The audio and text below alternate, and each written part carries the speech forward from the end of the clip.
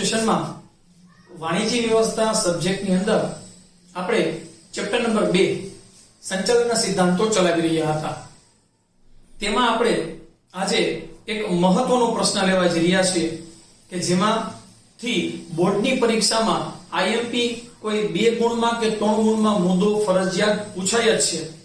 એવો કયો પ્રશ્ન છે? તો પ્રશ્ન છે હેનરી ફેયોલના સંચાલનના સિદ્ધાંતો જણાવો.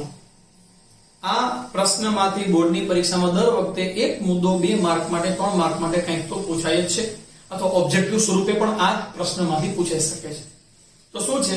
તો ભાઈ જેમ આપણે આગળ ફ્રેડરિક ટેલરના સંચાલનના સિદ્ધાંતોની ચર્ચા કરી હતી, એવી જ રીતે ફ્રેડરિક ટેલરની જેમ જ હેનરી ફેયોલે પોતાના 14 સિદ્ધાંતો આપ્યા છે, જેને કહેવાય છે 14 પ્રિન્સિપલ્સ ઓફ હેનરી ફેયોલ. એને જે આપ્યા હતા એ ખૂબ જ મહત્વના હતા અને એના કારણે તેમની જે છે પ્રખ્યાતિ થઈ. તો પહેલા આપણે એની પ્રસ્તાવના લઈએ, હેનરી ફેયોલ વિશે થોડીક માહિતી લઈએ, ત્યારબાદ તેના સિદ્ધાંતોની ચર્ચા કરીએ. તો એની પ્રસ્તાવનામાં કહે છે કે હેનરી ફેયોલ એક ફ્રેન્ચ એન્જિનિયર હતા અને એક સફળ ઉદ્યોગપતિ હતા. જી હા, તે મૂળ ફ્રાન્સના હતા, ફ્રેન્ચ એન્જિનિયર હતા અને સારા એવા ઉદ્યોગપતિ હતા. તેમણે પોતાના અનુભવને આધારે ઈસવીસન 1916 માં એક પુસ્તક લખ્યું, જે પુસ્તકનું ટાઇટલ હતું ઔદ્યોગિક અને સામાન્ય સંચાલન, મતલબ ઇન્ડસ્ટ્રીયલ એન્ડ જનરલ મેનેજમેન્ટ. આને પુસ્તક લખ્યું 1916 માં, ઔદ્યોગિક અને સામાન્ય સંચાલન, ઇન્ડસ્ટ્રીયલ એન્ડ જનરલ મેનેજમેન્ટ. તેની અંદર તેમણે જે છે પોતાના અનુભવને આધારે 14 સિદ્ધાંતો, સંચાલનના સામાન્ય સિદ્ધાંતો આપ્યા. શું કહે છે કે હેનરી ફેયોલે સંચાલનના સિદ્ધાંતો વિકસાવ્યા. અને કેવા સિદ્ધાંતો વિકસાવ્યા? તો કે જે સાવ સંપૂર્ણપણે નવા હતા. મતલબ કે હેનરી ફેયોલે સંચાલન માટેના જે સામાન્ય સિદ્ધાંતો દર્શાવ્યા, તેની પહેલા આ પ્રકારના સિદ્ધાંતો કે સંચાલન ક્ષેત્રે આવી કોઈ બાબત બીજા કોઈ જે છે સંચાલન શાસ્ત્રી આપેલી ન હતી. એટલે શું કીધું? સંપૂર્ણપણે નવા હતા. અને તેમનું માનવું હતું કે કોઈ પણ સંચાલકે સફળ થવા માટે માત્ર જ્ઞાન જ મહત્વનું નથી, પરંતુ જે તે ઔદ્યોગિક એકમના સ્વરૂપને અનુરૂપ કામગીરીની પદ્ધતિથી વાકેફ હોવું જરૂરી છે. જી હા, જો તમારે સફળ સંચાલક બનવું હોય તો તમારા ધંધાકીય એકમનું કોઈ એક જ જ્ઞાન તમારી પાસે હોય તો સફળ થઈ શકતું નથી કોઈ પણ વ્યક્તિ. પણ તમારા ધંધાને લગતી તમારી પાસે સમગ્ર બાબત, સમગ્ર માહિતી હોવી જોઈએ, તો તમે સફળ થઈ શકો છો. એટલે સમગ્ર માહિતી હોવાથી સારું સંચાલન થઈ શકે. આમ હેનરી ફેયોલ પાછા જણાવે છે કે ભાઈ આ જે સિદ્ધાંતો છે એ માત્ર માર્ગદર્શક સિદ્ધાંતો છે. યાદ કરો, આપણે આ ચેપ્ટરના પહેલા જ પ્રશ્નમાં શીખ્યા હતા કે સંચાલનના સિદ્ધાંતો શું છે? એક સામાન્ય માર્ગદર્શિકા છે. પણ સંચાલકોની શાણપણ, સંચાલકોની કુશાગ્ર બુદ્ધિ, તેમની આવડત ને આધારે તેની સફળતા કે નિષ્ફળતા પ્રાપ્ત થાય છે. એટલે હેનરી ફેયોલે કીધું કે ભાઈ મેં જે સિદ્ધાંતો આપ્યા છે તો બીજા કોઈ સિદ્ધાંતો આપેલા એ અંતે છે શું? સામાન્ય માર્ગદર્શન છે. એ જે તે સંચાલકે પોતાના અનુભવ અને આવડત મુજબ તેને અમલમાં મૂકવાના હોય છે. રાઈટ? તો આપણે પ્રસ્તાવના જોઈ હેનરી ફેયોલની કે જેમાં તમને એકાદ ગુણનો ઓબ્જેક્ટિવ પૂછી શકે એવા પ્રશ્નો જોયા. હવે એના આપણે સિદ્ધાંતોની શરૂઆત કરીએ છીએ. તો સિદ્ધાંતોને 14 આપ્યા છે. આ 14 સિદ્ધાંતોમાંથી આજે આપણે 3-4 મુદ્દાની ચર્ચા લઈએ છીએ, બાકી આપણે નેક્સ્ટ લેક્ચરમાં લેશું. તો પહેલો સિદ્ધાંત કયો આવે છે? પહેલો સિદ્ધાંત આવે છે શ્રમ વિભાજનનો સિદ્ધાંત. હવે શ્રમ વિભાજનનો સિદ્ધાંત અથવા તેને તમે કાર્ય વિભાજનનો સિદ્ધાંત પણ કહી શકો છો. The principal of division of labour. હવે આ સિદ્ધાંતની અંદર ખાસ કરીને હેનરી ફેયોલ શું જણાવે છે? તો કે ધંધાકીય એકમમાં કાર્ય કરતા સંચાલકો અને કર્મચારીઓ બંને વચ્ચે કામનું વિભાજન થવું જોઈએ. સાથોસાથ જે કર્મચારીઓ બધા કામ કરી રહ્યા છે સમાન કક્ષાના, એ બધા વચ્ચે પણ કામનું ચોક્કસ વિભાજન થવું જોઈએ. જો બધા વચ્ચે કામનું યોગ્ય વિભાજન થાય તો ધંધામાં કામગીરી સરળ રીતે થાય છે અને ધંધામાં વિશિષ્ટતા આવે છે. આવું આપણને ફ્રેડરિક ટેલરે આગળ કહેલું હતું કે ભાઈ આયોજનનું કામ, અમલનું કામ અને આયોજનનું કામ અલગ અલગ કરવું જોઈએ. એવું આગળ આપણે શીખી ગયા. જો શું કહે છે મુદ્દામાં સમજીએ કે કે સંચાલનમાં કર્મચારીઓ તથા સંચાલકોની કાર્યક્ષમતા વધારવા પર ભાર મૂકવામાં આવે છે. આથી ઉત્પાદનના સાધનોના ઇષ્ટતમ ઉપયોગ દ્વારા ઉત્પાદકતા વધારી શકાય છે. તો આ માટે શું કરવું જોઈએ? તો કે ભાઈ આ માટે કામમાં વિભાજન કરવું જોઈએ. જી હા, ઉત્પાદનના સાધનોનો ઉપયોગ કરીને આપણે મહત્તમ શ્રેષ્ઠમાં શ્રેષ્ઠ ઉત્પાદન લેવાના પ્રયત્નો જો કરતા હોઈએ તો એ ઉત્પાદન મેળવવા માટે માલિકો કે જે ઉચ્ચ સપાટીએ છે, અધિકારીઓ કે જે મધ્ય સપાટીએ છે, કર્મચારીઓ કામદારો કે જે તળ સપાટીએ છે, એ બધા વચ્ચે કામનું યોગ્ય વિભાજન થવું જોઈએ. હવે આવું વિભાજન શું કામ થાય? સામાન્ય વચ્ચે ધારો કે કોઈ એક જ વ્યક્તિ છે ધંધાકીય કામમાં, એ ઉત્પાદનનું કામ કરે, ખરીદીનું કામ કરે, વેચાણનું કામ કરે, હિસાબ રાખવાનું કામ કરે. હવે એક જ વ્યક્તિ બધા પ્રકારના કાર્યમાં નિષ્ણાત હોઈ શકે એવું શક્ય નથી.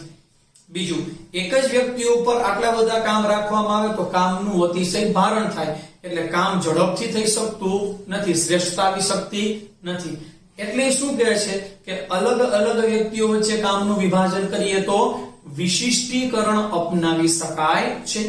આમ આ પ્રક્રિયા ક્યાં થવી જોઈએ? તો કે સંચાલકોની કામગીરીમાં પણ થવું જોઈએ અને કારખાનામાં કામ કરતા કર્મચારીઓ એમના પક્ષે પણ કામનું યોગ્ય વિભાજન, શ્રમનું વિભાજન થવું જોઈએ. ત્યારબાદ બીજો પોઈન્ટ આવે છે સત્તા અને જવાબદારીનો સિદ્ધાંત, the principle of authority and responsibility. હવે શું કહે છે સમજીએ. સત્તા અને જવાબદારી કેવા છે? તો કે બંને એક સિક્કાની બે બાજુ જેવા છે. એનો મતલબ કે બંને સાથે આવે છે. સત્તા અને જવાબદારી બંને સાથે આવે છે, બંને એક સિક્કાની બે બાજુ સમાન છે. કેમ? તો કે ભાઈ જવાબદારી વગરની સત્તા અને સત્તા વગરની જવાબદારી બંને અધૂરા છે. જી હા, જ્યારે આપણે ધંધાકીય કામમાં કોઈ પણ કર્મચારીને કામની સોંપણી કરીએ છીએ, જે તે કામની સોંપણી કરીએ છીએ એટલે એને જવાબદારીની સોંપણી કરી કહેવાય. પરંતુ એ કામ પોતે વ્યવસ્થિત પૂર્ણ કરી શકે, બીજા પાસેથી પણ તે કામ કરાવી શકે, એટલા માટે એને અધિકાર આપવામાં આવે, એને સત્તા સોંપણી કહેવાય. ફરીથી બોલું છું, જ્યારે ધંધાકીય કામમાં આપણે કામદારોને, કર્મચારીઓને કોઈ કામની સોંપણી કરીએ તો કામની સોંપણી કરવામાં આવે એટલે એને જવાબદારી સોંપી કહેવાય. પણ એ જવાબદારી પૂરી તે નિભાવી શકે તેટલા માટે અને બીજા પાસે તે વ્યવસ્થિત કામ મેળવી શકે તેટલા માટે એક વિશિષ્ટ અધિકાર આપીએ તો એને સત્તાની સોંપણી કરી કહેવાય. તો અહીં સત્તા વગર જવાબદારી આપવામાં આવે તો જે છે જવાબદારીનું બર્ડન વધી જાય, પૂર્ણ ન થઈ શકે. સત્તા વધુ આપવામાં આવે, જવાબદારી ઓછી હોય તો સત્તાનો દુરુપયોગ થાય. એટલે બંને સમાન પ્રકારે જરૂરિયાત મુજબ સોંપણી કરવા જોઈએ. જો કહે છે જ્યારે તાબેદારોને કામ વિશેની કોઈ જવાબદારી સોંપવામાં આવે ત્યારે તે અંગેની સત્તા પણ એને સોંપવી જોઈએ, જેથી સત્તાનો પણ શ્રેષ્ઠ ઉપયોગ થઈ શકે અને જવાબદારી સમયસર પૂર્ણ થઈ શકે. તો ફરી પાછું એક પ્રશ્ન પણ આવે છે તો કે ભાઈ આ સત્તા સોંપણી શેના આધારે થાય? તો કહે છે કે આ સત્તા સોંપણી કરતી વખતે પેપરમાં પૂછે છે કે ગુણમાં કે ભાઈ કર્મચારીનો હોદ્દો, તેનું જ્ઞાન, તેની લાયકાત, અનુભવ, તેનું નેતૃત્વની કળા, તેની પુખ્તતા એટલે કે તેની ઉંમરનો અનુભવ, આ બધી બાબતોને ધ્યાન રાખીને કોઈ પણ અધિકારીને કામની સત્તા સોંપવી જોઈએ. રાઈટ? તો ચાલો ત્યારબાદનો પ્રશ્ન લઈએ, ત્યારબાદનો મુદ્દો લઈએ. ત્યારબાદનો ત્રીજો પોઈન્ટ આવે છે શિસ્ત અંગેનો સિદ્ધાંત. શિસ્ત મીન્સ ડિસિપ્લિન. ધંધાકીય કામમાં સંચાલનમાં સિદ્ધાંતોના અમલ દ્વારા આપણે શિસ્ત જાળવવું જોઈએ, ડિસિપ્લિન લાવવું જોઈએ. કેવી રીતે જોઈએ? કે ભાઈ શિસ્ત એ એક ચોક્કસ પ્રકારનું સંવાદિતાનું વાતાવરણ ઊભું કરે છે. ઔદ્યોગિક શિસ્ત તે ચોક્કસ પ્રકારના નિયમો અને આચાર સંહિતાને કારણે સ્થાપિત છે. જી હા, સામાન્ય વાત છે કે જ્યાં કોઈ સામાન્ય કામદારો કામ કરતા હોય, 2-5 અધિકારી, 2-5 કર્મચારી કામ કરતા હોય, ત્યાં કોઈ નિયમ ખાસ બનાવવાની જરૂરિયાત રહેતી નથી. પણ જ્યાં અસંખ્ય કામદારો કામ કરતા હોય, ઘણા બધા કર્મચારીઓ ભેગા થઈને કામ કરતા હોય, ત્યાં આપણે ખાસ કરીને એક શિસ્ત, એક નિયમ, એક આચાર સંહિતા ઘડવા પડે. તો એ આચાર સંહિતા અને નિયમને આધારિત કામ થાય તો ધંધાકીય એકમમાં એક સંવાદિતાનું વાતાવરણ ઊભું થાય છે અને જેને કારણે એકમમાં અનુશાસન સ્થપાય છે. સંસાધનોના ઇષ્ટતમ ઉપયોગ અને પ્રવૃત્તિના સાતત્ય માટે ઔદ્યોગિક શિસ્ત હોવું ખાસ જરૂરી છે. જ્યારે કર્મચારીઓ મોટી સંખ્યામાં હોય ત્યાં શિસ્ત અને આચાર સંહિતા દ્વારા અંકુશ સરળ બને છે. કર્મચારીનો કાર્ય પ્રત્યેનો આનંદ વધે છે, તેથી સંચાલકો પણ સરળતાથી કામ લઈ શકે. જી હા, કે સંચાલકો જો કર્મચારીઓ પાસેથી કામ શ્રેષ્ઠ લેવા માંગતા હોય તો કંઈક આપણે નિયમ બનાવવા પડે, કંઈક શિસ્ત બનાવવા પડે. દાખલા તરીકે આપણે નક્કી કરીએ કે ધંધા કે એકમમાં કામગીરી દ્વારા કામગીરીના સમયે આપણે નિયમ બનાવીએ કે કોઈ એક કર્મચારીએ ધૂમ્રપાન ન કરવું, ઉત્પાદનની પ્રક્રિયામાં કોઈ કર્મચારીએ ધૂમ્રપાન ન કરવું, સ્મોકિંગ ન કરવું, તો એ સંચાલક માટે પણ નિયમ લાગુ પડે છે અને સામાન્ય એવા કર્મચારી માટે પણ નિયમ લાગુ પડે છે. તો બધા માટે એક નિયમનું માળખું બનાવવામાં આવે તો શિસ્ત આવી શકે. શિસ્તને કારણે સંવાદિતા થાય અને આપણા કાર્યો સરળતાથી થઈ શકે. જો કહે છે કે શિસ્ત માટે દરેક કક્ષાએ યોગ્ય નિરીક્ષણ થવું જોઈએ. કામદારો અને માલિકો વચ્ચે સ્પષ્ટ અને ન્યાયી કરારો થવા જોઈએ. શિક્ષાનો પણ કોઈ વાર જરૂર લાગે તો અમલ કરવો જોઈએ. મતલબ કે બધાને યોગ્ય નિયમો સમજાવવા જોઈએ, સાથોસાથ બધાએ એ નિયમોનું પાલન પણ કરવું પડે.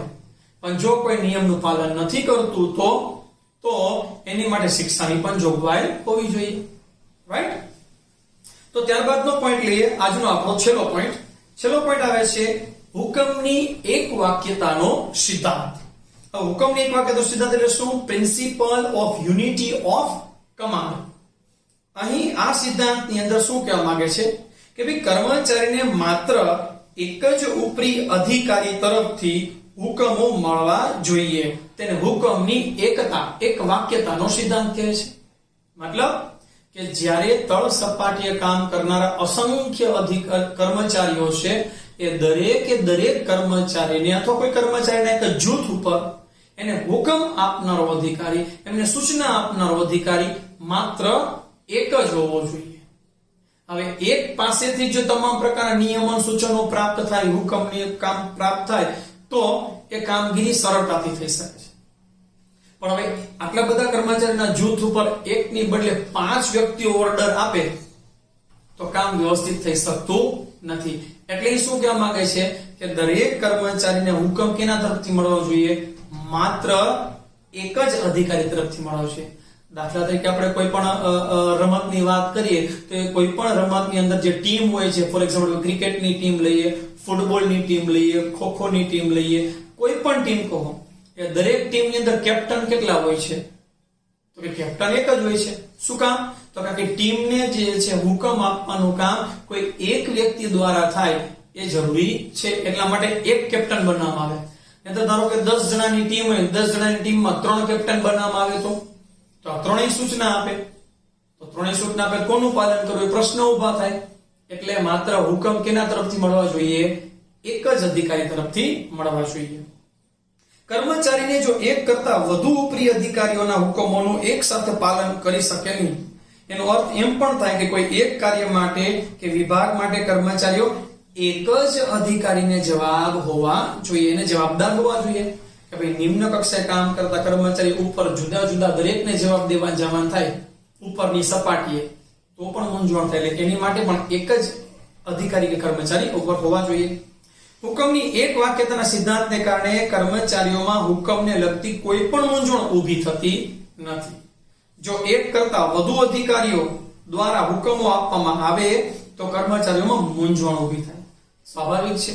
ધંધા કે એકમમાં કામ કરતા કર્મચારીઓ પર ધંધાના ધારો કે 3 માલિક હોય, ત્રણે માલિક સૂચના આપે તો કર્મચારીઓ મૂંઝાય છે, કોના હુકમનું પાલન કરવું, કોના હુકમનું પાલન ન કરવું. તો એ મૂંઝવણ ન થાય. હા, જો એવી મૂંઝવણ થાય તો ઔદ્યોગિક અશાંતિ ફેલાય છે, ઔદ્યોગિક શાંતિ જોખમમાં મુકાય છે, સંઘર્ષ પેદા થાય. એવું ન થાય એટલા માટે હુકમની એકતાનો સિદ્ધાંત એટલે કે માત્ર એક જ અધિકારી તરફથી હુકમો મળે એવું ફરજિયાત હોવું જોઈએ. Right friends?